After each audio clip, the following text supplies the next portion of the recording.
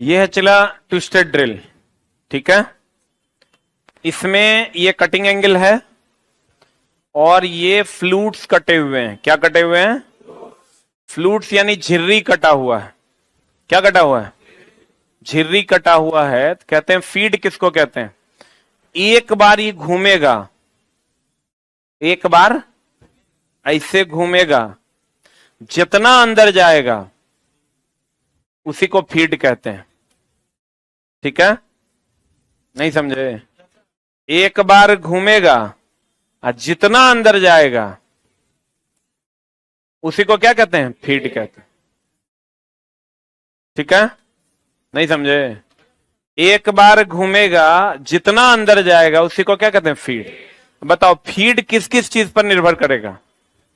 कितना धसेगा ये किस किस चीज पर निर्भर करेगा कि ड्रिल का मटेरियल क्या है, वर्कपीस का मटेरियल क्या है, आप फिनिशिंग कितना चाहिए। बोलो न रे, अगर वर्कपीस का मटेरियल हार्ड होगा तो कम धसेगा, अगर वर्कपीस का मटेरियल मुलायम होगा तो ज्यादा धसेगा। बोलिए, एक संपूर्ण चक्कर में ड्रिल जॉब के अंदर जितनी दूरी तक आगे बढ़ता है, बोलो न रे, एक संपूर्ण चक्कर में ड्रिल जॉब के अंदर जितनी दूरी तक आगे बढ़ता है उसी को हम लोग क्या कहते हैं? फीड। फीड कहते हैं। फीड की दर निर्भर, फीड किस दर से होगा यह बात किस किस चीज पर निर्भर करता है? यह बात निर्भर करता है कि किसको किसमें फीडिंग कर रहे हैं और किससे फीडिंग कर रहे हैं, दोनों की धातु कैसी है। बोलो न रे, मुलायम रहेगा तो ज्यादा अंदर जाएगा, हार्ड रहेगा तो कम अंदर जाएगा। फीड की दर निर्भर करती है आवश्यक फिनिश पर। अगर फिनिशिंग आपको ज्यादा चाहिए तो धीरे धीरे धसाना होगा कि तेजी से धसाना होगा। ड्रिल की धातु पर भी निर्भर करती है कि हाई स्पीड स्टील है कि हाई कार्बन स्टील है। बोलो न रे, और ड्रिल की जाने वाली धातु पर भी निर्भर करती है। किसको ड्रिल कर रहे हैं, लकड़ी है कि लोहा है, उस पर भी ना निर्भर करेगा।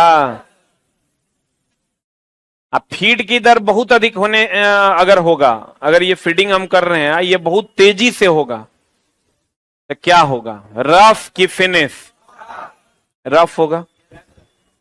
बुझा रहा है कि झूठे? यस सर, यस बुझा रहा है। अगर फीड आप कर रहे हैं बहुत तेजी से तो क्या हो जाएगा? रफ हो जाएगा। और अगर धीरे धीरे कर रहे हैं तो फिनिश हो। अब ट्विस्टेड ड्रिल, यही ट्विस्टेड ड्रिल है। ट्विस्टेड ड्रिल में टेढ़े मेढ़े झिर्री टेढ़ी मेढ़ी झिर्रियां कटी हुई होती हैं। बोलो न रे, जिस पर फ्लूट्स कटे हुए होते हैं। क्या कटे हुए होते हैं? कहते हैं इस प्रकार के ड्रिल में इसकी बॉडी पर फ्लूट्स ट्विस्ट किए हुए होते हैं। बॉडी पर जो फ्लूट्स हैं ये क्या किए हुए थे? ट्विस्ट। ट्विस्ट का मतलब टेढ़ा। इससे ड्रिल अधिक स्पीड पर चलाया जा सकता है। जैसे चला ये जो फ्लैट ड्रिल था, इसको आप बहुत अधिक स्पीड पर नहीं चला सकते। देखिए ना कितना चौड़ा है, इतना चौड़ा जल्दी काट पाएगा? नहीं काट पाएगा। ये ऐसे भी मुलायम वर्कपीस के लिए इसको, इससे क्या होगा ना, कम कम पतला धसेगा लेकिन जल्दी जल्दी धसेगा। बोलो न रे, कहते हैं इससे ड्रिल अधिक स्पीड पर चलाया जा सकता है। फ्लूट्स ट्विस्ट होने से क्या होगा? ये चिप्स जो है ये बाहर आएगा और कूलेंट अंदर जाएगा।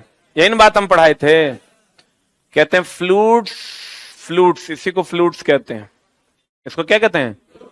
फ्लूट्स ट्विस्ट होने की वजह से चिप्स आसानी से बाहर आ जाते हैं तथा कूलेंट आसानी से जब डालिएगा ना तो कटिंग एज तक पहुंच जाता है।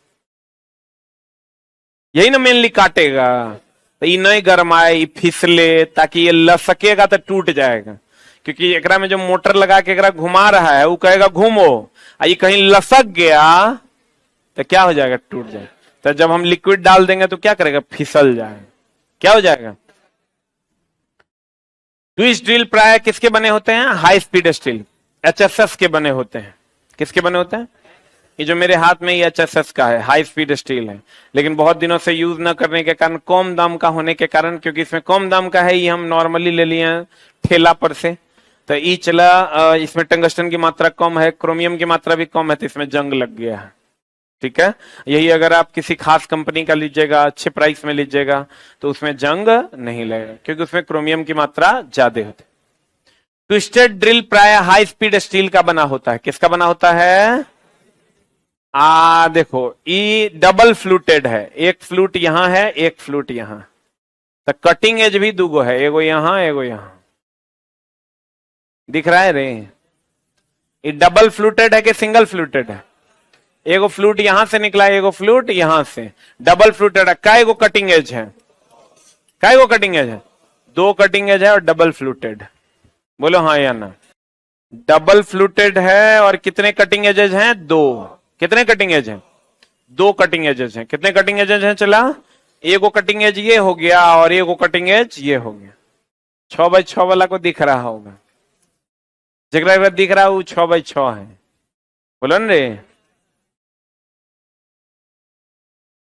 ये दिख रहा है, दो को देखो तो कितने लोगों को दिख रहा है, बाकी को नहीं दिख रहा है। हाय रे वाह, ये मजाक में कितने लोगों को दिख रहा है, वो तुम लोग नहीं दिख रहा है। अरे बाबा, अच्छा ई कितने लोग पढ़ पा रहे हैं, के नहीं पढ़ रहा है, 6x9 है, देख लो, तुम लोग नहीं पढ़ पा रहे रे, बकरी लिखल है। ट्विस्टेड ड्रिल के पार्ट्स, ट्विस्टेड ड्रिल के क्या चला, पार्ट्स। अब पार्ट्स क्या क्या है, देखिए ये टैंग है, ये क्या है, टैंग है, this one is a Tang one, this one, ठीक है। और ये जो है ये सैंक है, क्या है ये टैंग है, ये सैंक है। अब देखो यहां से यहां तक बॉडी है, यहां से यहां तक क्या है, यहां से यहां तक ये पूरा क्या है, चला बॉडी, ये बॉडी है, ये सैंक है, ये टैंग है, टैंग सैंक बॉडी, टैंग सैंक बॉडी, सही है ना। ये कटिंग एंगल है, कटिंग एज कह सकते हो इसको। ये जो ये बॉडी क्लियरेंस है, ये इस सब पर चर्चा करेंगे। ये तो जानवे करते हो, ये दोनों फ्लूट्स हैं, ये दोनों क्या है, फ्लूट्स।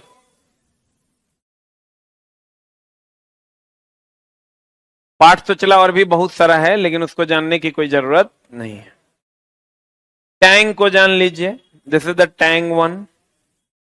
इसी को चक में पकड़ते हैं, वो जो ड्रिल मशीन देखे हैं, देखेंगे झूठे, यस ऐसे पकड़ता है,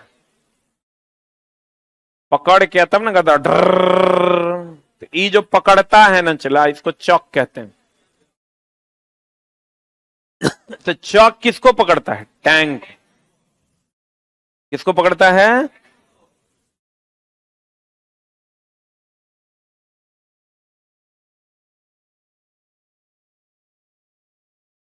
अब मेनली तो आप कहिए कि पूरा टैंक को और सैंक दोनों को मिला के पकड़ता है ऐसे।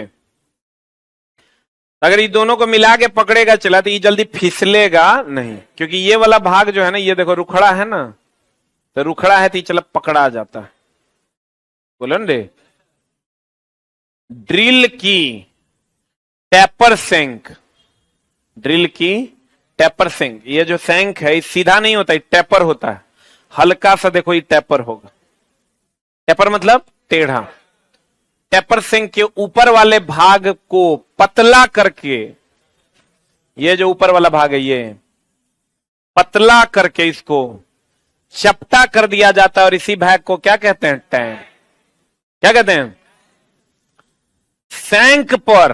कहां पर, ये सैंक है, सैंक पर टैंग होने से, क्या होने से, टैंग होने से ड्रिल मशीन के स्पिंडल या सॉकेट से स्लिप, खाली अगर सैंक रहेगा ना तो स्लिप हो जाएगा। इसको चपटा कर देते हैं तो ये चला,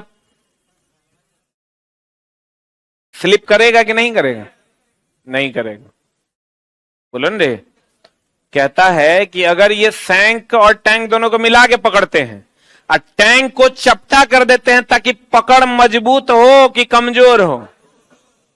बोलो रे, कहते सैंक और टैंग होने से, सैंक और टैंग होने से, ये सैंक और ये टैंग, ये दोनों को सॉकेट होल्ड करता है, होने से ड्रिल मशीन के स्पिंडल या सॉकेट से स्लिप करेगा कि नहीं करेगा? करेगा। स्लिप नहीं करता है। अब सैंक, ये टैंग है, इसके ऊपर वाला ये क्या है? ये वाला पार्ट सैंक। कहता है shank, this one is the shank one, shank drill का वह भाग है जो ड्रिल चक, चक मतलब जो इसको पकड़ता हो, जो इसको क्या करता हो, एक लाइन में समझ लीजिए, चक का काम है वर्कपीस को पकड़ना। लिख लो, चक का कार्य है, चक का कार्य है वर्कपीस को पकड़ना। किसी भी वर्कपीस को पकड़ेगा, तो ड्रिल भी यहां वर्कपीस से है। Drill work as a workpiece. Chuck का काम है वर्कपीस को क्या करना? पकड़ना। यहां वर्कपीस कौन है? Drill bit. यहां वर्कपीस कौन है? Drill bit. कहते सैंक ड्रिल का वह भाग है जो ड्रिल चॉक, सॉकेट या मशीन स्पिंडल में क्या हो जाता है? फिट कर दिया जाता है। सैंक मुख्यतः कितने प्रकार के? 3। कौन कौन? देखो, ये स्ट्रेट सैंक है, सीधा है कि नहीं है? एक होता है टेपर सैंक, टेढ़ा ना। एक होता है चला रेचेट सैंक। रेचेट सैंक इस टाइप का होता है, ये इसमें लगता है। रेचेट होता है चला जिसको आप सॉकेट के द्वारा टाइट कर सकें। रेचेट सैंक का उपयोग हम लोग नहीं के बराबर करते हैं, हम लोग मेनली करते हैं स्ट्रेट और किसका? टेपर का। अब कहता है नेक।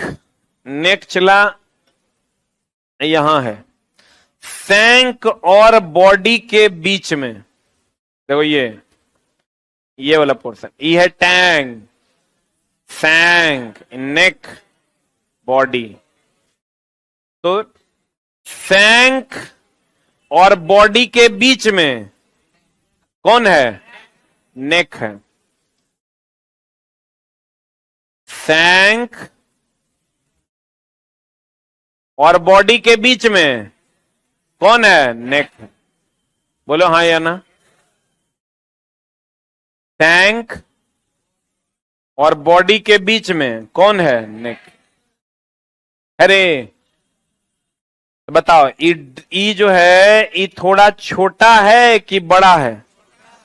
ड्रिल के साइज से थोड़ा छोटा है। ऐसे भी नेक जो होता है, गर्दन, ये थोड़ा छोटा होता है कि मोटा होता है? पूरे शरीर में सबसे ज्यादा छोटा देखे यही होगा। बोलो रे, इसका भी नेक जो है वो छोटा होता है, इसमें उतना क्लियर नहीं दिखेगा। कहते ड्रिल की बॉडी और सैंक के बीच में, बीच वाले भाग को क्या कहते हैं? नेक कहते हैं। इसी पर, किस पर?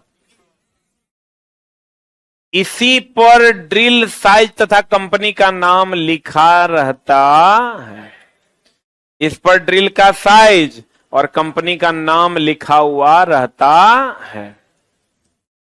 इस भाग का व्यास, इस भाग का व्यास ड्रिल साइज से कुछ छोटा कि बड़ा? छोटा होता है। फिर है बॉडी। यही ना चला बॉडी है। ये क्या है? ये टैंग है, ये सैंक है, यहां नेक होगा और उसके बाद का पार्ट क्या है? बॉडी। नेक के नीचे वाले भाग को, यहां नेक है ना, नेक के नीचे वाले भाग को क्या कहते हैं? बॉडी कहते हैं। और इस पर क्या कटा हुआ होता है? फ्लूइड्स, झिर्रियां कटी हुई होती है। यह भाग ही सुराख करने का काम करता है। कौन भाग? बॉडी है ना। फिर कहता है बॉडी के पार्ट्स निम्नलिखित हैं। बॉडी के पार्ट्स निम्नलिखित हैं। पहला है क्या? पहला है फ्लूइड्स। ये है चला फ्लूइड्स, जो ये कटा हुआ देख रहे हो ना, ये क्या है? फ्लूइड्स है। फ्लूइड्स ड्रिल की बॉडी में जो घुमावदार झिर्रियां, स्पाइनल ग्रूव्स कटी होती है, उन्हें क्या कहते हैं? क्या कहते हैं? फ्लूइड। ये जो घुमावदार झिर्रियां कटी हुई हैं, उन्हें क्या कहते हैं? चला फ्लूइड्स कहते हैं। यह फ्लूइड्स रॉड पर मिलिंग द्वारा काटे जाते हैं। मिलिंग मशीन, मिलिंग एक प्रोसेस है, जैसे ग्राइंडिंग है ना, वैसे ही एक है मिलिंग। इसका कटर ऐसा होता है।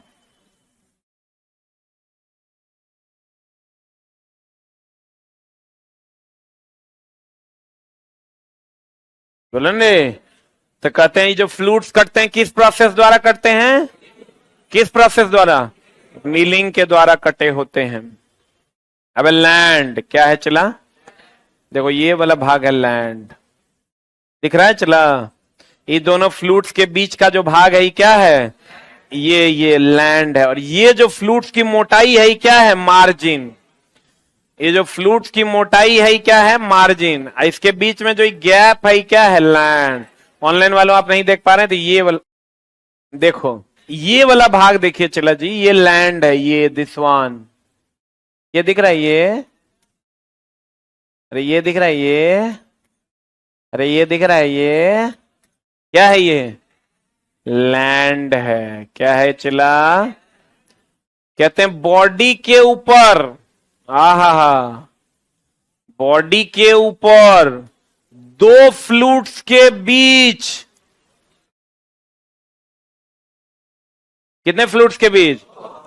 दो फ्लूइड्स के बीच चौड़े भाग को क्या कहते हैं? लैंड कहते हैं। बोलो ना रे। मार्जिन क्या चला? यही जो फ्लूइड्स की चौड़ाई है ना, इसी को हम लोग क्या कहते हैं? मार्जिन। ये यहां नहीं दिख पा रहा है तो यहां ये बोलन रे। यह एक बारीक सी चमकदार धारी होती है, बोलन रे, जो कि फ्लूइड्स के किनारों के साथ साथ उभरी हुई चली जाती है। मार्जिन से ही ड्रिल का साइज लिया जाता है। मार्जिन मोटा है मतलब ड्रिल का साइज मोटा है, बड़ा है। मार्जिन पतला है मतलब ड्रिल का साइज छोटा है। ठीक है। फिर है कौन? Chisel point. कौन पॉइंट चला? कहता है ड्रिल की बॉडी के नीचे कोनिकल सरफेस को, कौन सरफेस को? ये जो झुर्रीदार सरफेस है इसी को हम लोग क्या कहते हैं? Chisel point. कुछ खास नहीं है, 2D में इसको आप देख नहीं सकते। कटिंग एज या लिप्स, यही ना है चला? कटिंग एज या लिप्स, ये बोलो रे। ड्रिल का कटिंग एंगल जो होता है ना चला, ये 118 डिग्री होता है सामान्यतः। कितना डिग्री होता है? महा भी आए ड्रिल लिखल है सब, रुक न रहे रे। ड्रिल का कटिंग एंगल कितना होता है? 118 डिग्री। कितना डिग्री? ट्विस्टेड ड्रिल में कितने फ्लूइड्स? 2 फ्लूइड्स ना, देखिए ना, एगो फ्लूइड सहने से, एगो फ्लूइड सहने से। 2 फ्लूइड्स होने के कारण ड्रिल के पॉइंट में कितने लिप्स हैं? एगो लिप्स है न, एगो लिप्स है न, बोलो। एगो लिप्स ही हो गया, एगो लिप्स ही हो गया, हाँ कि ना। लिप्स के उठे हुए किनारों पर कटिंग एजेज होते हैं जो कि धातु को क्या करते हैं? काटते हैं। और ड्रिल के लिप समान लंबाई तथा समान कोण पर होते हैं। बताओ, ये जो दोनों लिप है चला, ये समान लंबाई है कि असमान लंबाई? समान लंबाई और समान कोण पर होते हैं। आज चला महा भी आगे वैसे लिखल होगा 118 डिग्री, देखो कहीं होगा क्या लिखल है? प्राय या कोण कितना डिग्री होता है? 118। कटिंग एंगल प्राय कितना डिग्री होता है? चला 118 कितना डिग्री? कटिंग एंगल चला। कोनो क्वेश्चन पूछे ना पूछे, अभी जो नोमेनक्लेचर हम लोग पढ़े हैं उसमें एक क्वेश्चन आपका फिक्स है कि ड्रिल का कटिंग एंगल कितना डिग्री? 118 डिग्री। आगे जाएंगे तो हम उसको हाईलाइट करवा देंगे। लिप क्लियरेंस, अब देखो कुछ कोण है चला जो तुमको याद रखना है, एक कोई उपाय नहीं है और ना ही इसको आप 2D में समझ सकते हैं। 3D की व्यूज आपको इस पर मिलेगी नहीं, लेकिन फिर भी हम दिखाने की कोशिश किए हैं, आप समझने की कोशिश कीजिएगा। क्लियरेंस एंगल क्या होता है? क्लियरेंस क्या करता है? चिप को बाहर नहीं करता, चिप को ड्रिल बिट से दूर करता है। इसलिए आप देखते होंगे जब छेदा उदा करते होंगे ना, तो झिर्री जो कटता है वो बाहर फेंकाता है, वहीं रह जाता है क्या? वहीं रह जाएगा तो टूट जाएगा। झिर्री कहां फेंकाता है? बाहर। तो झिर्री बाहर फेंकाने के लिए क्लियरेंस एंगल दिया जाता है कि क्लियर करो भाई। क्या करो? एकदम साधारण सा भाषा में अगर बात करें तो क्लियरेंस एंगल का काम है ना चिप को क्लियर करना। क्लियर करना मतलब हटाना कि रोकना। तो कहते हैं कटिंग एज के पीछे वाले भाग में एक विशेष कोण पर ग्राइंड किया जाता है जिसे हम क्या कहते हैं? Lip clearance. यही है लिप क्लियरेंस एंगल। सामान्यतः यह कोण कितना से कितना? 7 से 15। हील किसको कहते हैं? ये हील है। चलो, ये क्या है? हील है। कहते हैं कटिंग एज के पिछले भाग, ये कटिंग एज है, इसका जो ये पीछे वाला भाग है इसी को हम लोग क्या कहते हैं? हील। क्या कहते हैं? चला, ई क्या है? सैंक। ई क्या है? बॉडी। ई क्या है? पॉइंट। इसी को लिप भी कहते हैं। इसके जो लिप या कटिंग एंगल के पीछे वाले भाग को हम लोग क्या कहते हैं? हील कहते हैं। क्या कहते हैं? जिसका कोई काम नहीं है। डेड सेंटर, कौन सेंटर? चला, कहते हैं लिप्स के मध्य ड्रिल के अक्षों के ऊपर नुकीले भाग हैं, इसके दोनों साइड पर कटिंग एज होते हैं और यह दोनों कटिंग एज ड्रिल के धातु के अंदर जाने में क्या करता है? सहायता। एक लाइन में आप समझिए, डेड सेंटर है एक तरह का कटिंग एंगल जो अंदर जाने में क्या करता है? सहायता का, बट इसका कोई काम नहीं है। डेड सेंटर एक लाइन में अगर हम कहें, इसको डिफाइन करें, डेड सेंटर एक कटिंग एंगल है या कटिंग लिप्स है जो अंदर जाने में क्या करता है? मदद करता है, बाकी इसका कोई काम नहीं है। ड्रिल के विभिन्न कोण, पहला है चला कोण एंगल, कटिंग एंगल। कौन एंगल? कौन एंगल? Cutting angle. तो कटिंग एंगल ही तो बोले थे कितना डिग्री होता है? 118 डिग्री है। ये चला हर एग्जाम में फिक्स है, बाकी कुछ नहीं पूछेगा। ये जो एंगल है देखो, ये दिस वन और दिस वन, इस सम्मुख कोण बराबर है ना होता है रे। ये 118 है तो ये भी ना 118 होगा। एक मिनट, होता अलग अलग कोण भी है, रुक न रहे। होता 130 भी है, 135 भी है, लेकिन सामान्यतः जो होता है कोण वो कितना डिग्री होता है? 118। कितना डिग्री? 118 डिग्री सामान्यतः ये कटिंग एंगल होना चाहिए। ये लगभग सभी वर्कपीस के लिए ये होता है। स्पेशल वर्कपीस के लिए स्पेशल होता है। जैसे अगर कटिंग एंगल ज्यादा है, मतलब मोटा एज है कि पतला एज है? अगर कटिंग एंगल ज्यादा है तो मोटा एज है कि पतला एज है? ई अगर मान लो चला 60 डिग्री होगा तो ई चला कितना होगा? 30। अगर कटिंग एंगल ज्यादा है तो मोटा कि पतला? कटिंग एंगल कम है, पतला ना। अब पतला होगा तो किसके लिए? मुलायम की हार्ड? मुलायम ना। ई किसके लिए? हार्ड के लिए ना, बोलो हाँ या ना। कटिंग एंगल ज्यादा होगा तो वो किसके लिए होगा? मोटा होगा चला तो हार्डे को न छेदेगा। लिख लो, कटिंग एंगल अधिक होने पर, कटिंग एंगल अधिक होता है कठोर वर्कपीस के लिए, तथा कटिंग एंगल कम होता है, कटिंग एंगल कम होता है मुलायम कार्यखंड के लिए, मुलायम कार्यखंड के लिए। उन कार्यखंड के लिए चला, मुलायम कार्यखंड के लिए। क्लियर है? अब देखो, कहता है यह ड्रिल का ज्वाइंट एंगल होता है जो कार्य के अनुसार कितना से कितना होता है? 60 से 150। कितना से कितना? यह कोण कड़ी धातुओं के लिए, कौन धातु के लिए? यानी हार्ड धातु के लिए अधिक की कम? हाँ, अधिक। और मुलायम धातुओं के लिए, मुलायम धातु के लिए कम ना हो, और कड़ी धातुओं के लिए, क्योंकि अधिक नहीं रखेगा, मोटा नहीं रखेगा तो टूट जाएगा। बोले वे नहीं करेगा। और यह प्रायः यह कोण कितना डिग्री होता है? 118। कितना? हो कितना से कितना सकता है? 60 से 150। 60 से कितना? 150। लेकिन कड़ी धातु के लिए अधिक की कम, मुलायम के लिए कम। सामान्यतः कितना? 118। कितना? 100। यही पूछेगा, यही एगो बातें है चला जे पूछेगा। Very very important is this one and this one also. ठीक है? क्लियरेंस एंगल अभी तुरंत बताए थे, यही ना क्लियरेंस एंगल है। This angle is clearance angle. इसका काम क्या है? क्लियर करना। क्या करना? कहता है यह एंगल लिप क्लियरेंस देने के लिए बनाया जाता है। लिप को क्लियरेंस देने के लिए। किसको? लिप को। मतलब ये जो कटिंग एज है इसको क्लियरेंस देता है कि भैया जो काट दिया उसको हटाओ। बोलो रे।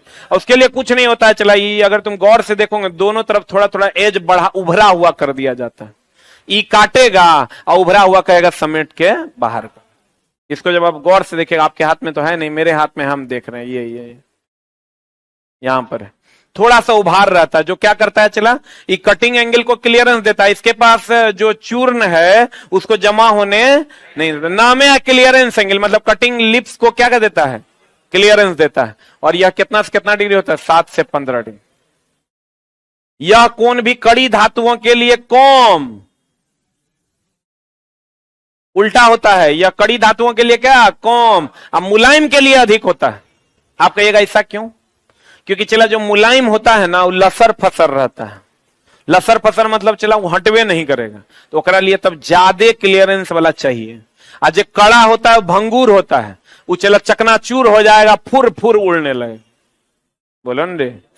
जैसे तुम मिट्टी में छेदा करो, मुलायम है ना तो ओकर वो जल्दी हटता है, लेकिन तुम ये दीवार में छेदा करो, हार्ड है तो जल्दी हट जाएगा। यहां कमो क्लियरेंस दोगे तो हट जाएगा। अब मिट्टी में करोगे तो ज्यादा क्लियरेंस दोगे तब ना क्लियर करेगा। बोलो रे। यानी मुलायम में ज्यादा क्लियरेंस चाहिए कि कम क्लियरेंस? हार्ड में, क्योंकि हार्ड चकनाचूर हो जाएगा। बोलो रे।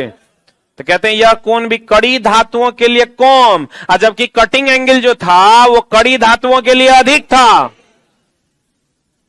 याद है? अगर मुलायम होगा तो जल्दी हटेगा कि नहीं हटेगा? मुलायम है, हम मिट्टी में कर रहे हैं छेद तो हटेगा नहीं, हटेगा तो क्लियरेंस ज्यादा देना होगा। बोलो ना रे। कहते हैं यह कोण भी कड़ी धातुओं के लिए कम तथा मुलायम धातुओं के लिए अधिक। और साधारण कार्यों के लिए यह कोण कितना डिग्री होता है? 12 से 15 डिग्री होता है। अब चला कौन एंगल? रेको एंगल का वही काम है, चिप को अलग करना। चिप को क्या करना? अलग करना। कहता है यह कोण चिप को चिप्स अलग हो जाते हैं, इस कोण से चिप्स अलग हो जाते हैं तथा कटिंग क्या हो जाता है? सुविधाजनक। महा भी हाईलाइट कर लो, रेक एंगल पूछेगा। इससे चिप्स अलग हो जाते हैं और क्या हो जाते हैं? चला, कटिंग के लिए क्या हो जाता है? सुविधा हो जाता है। क्लियरेंस एंगल क्या करेगा, लिप के पास से हमेशा क्लियर करके रखेगा ताकि उसको काटने में क्या हो, आसानी। और रैक एंगल क्या करेगा, चिप को क्या करेगा, दूर फेंकेगा कि नजदीक रखेगा। इसीलिए देखिएगा ड्रिलिंग करिएगा ना, चिप जो है दूर फेंकाएगा।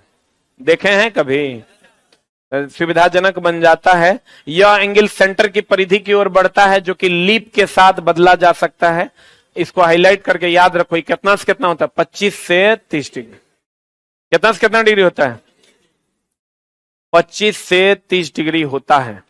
देखो चला, विभिन्न धातुओं के लिए कटिंग और क्लियरेंस एंगल का लिस्ट दिया हुआ है अलग अलग धातु के लिए, लेकिन तू कुछ मत याद करना, खाली है ही याद करना। साधारण कार्य जैसे माइल्ड स्टील के लिए कितना डिग्री, 118 डिग्री। और कटिंग एंगल, कौन एंगल चला, कटिंग एंगल। और क्लियरेंस एंगल कितना, 12 से 15 डिग्री। महा भी 3 नंबर, बाकी याद करने की कोई जरूरत नहीं है। बोलो चला, कटिंग यहां से उठ के यहां जाएगा, ये सब धातु है, इसके कटिंग एंगल है और इसके क्लियर। एक लाइन का बात समझिए, क्लियरेंस एंगल क्लियर करता है, लिप के पास, कटिंग एज के पास चिप्स को रहने नहीं देता। और रैक एंगल, बाकी जब चिप बाहर निकलता है तो रैक एंगल उसको बाहर फेंक देता है। बोले वे नहीं करेगा, तो दोनों का जरूरत है। अगर नहीं रहेगा तो चिप वहीं रह जाएगा, वहीं रह जाएगा। चला काटने देगा, काटने देगा, नहीं काटने देगा। तो कहते हैं चला, इसको टैंक कहते हैं। क्या कहते हैं इसको सैंक, नेक, बॉडी, फ्लूट्स, कटिंग एज। इसी में 2 एंगल, एक कटिंग एंगल 118 डिग्री, एक क्लियरेंस एंगल जो क्लियर करेगा लिप के पास से, और रैक एंगल जो चिप को बाहर हटाएगा। बोले रे, यही ना पढ़े हम लोग।